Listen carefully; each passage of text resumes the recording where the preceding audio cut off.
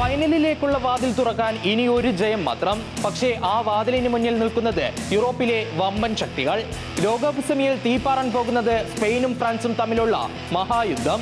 യുവതാരങ്ങളുടെ ആവേശവും സൂപ്പർ താരങ്ങളുടെ അനുഭവ സമ്പത്തും ഏറ്റുമുട്ടുന്ന പോരാട്ടത്തിനായി കാത്തിരിക്കുകയാണ് ലോകം.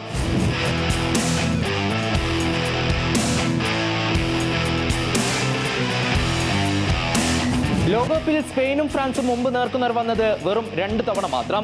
എന്നാൽ ആ 2 മത്സരങ്ങളും ചരിത്രത്തിൽ ഇടം പിടിച്ചവ. 1934 ലോകകപ്പിന്റെ ക്വാർട്ടർ ഫൈനൽ. ആദ്യ മത്സരം സമനില. അന്ന് പെനാൾട്ടി ഷൂട്ടൌട്ട് ഇല്ലായിരുന്നു.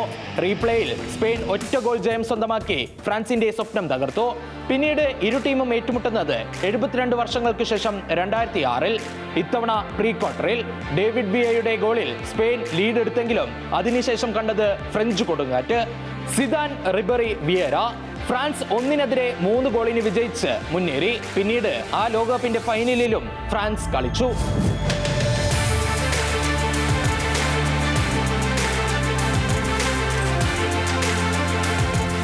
അങ്ങനെ ലോകകപ്പിലെ കണക്ക് നോക്കിയാൽ ഓരോ ജയം വീതം. പക്ഷേ ലോകകപ്പിന് പുറത്തേക്ക് നോക്കുമ്പോൾ സ്പെയിനിന് മുൻതൂക്കം.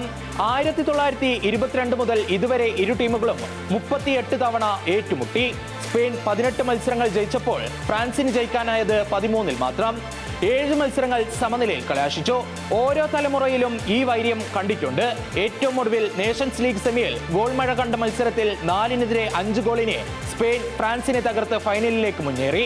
കലാശപ്പോരിൽ പോർച്ചുഗലിന് മുന്നിൽ സ്പെയിൻ ഷൂട്ടൌട്ടിൽ വീണു.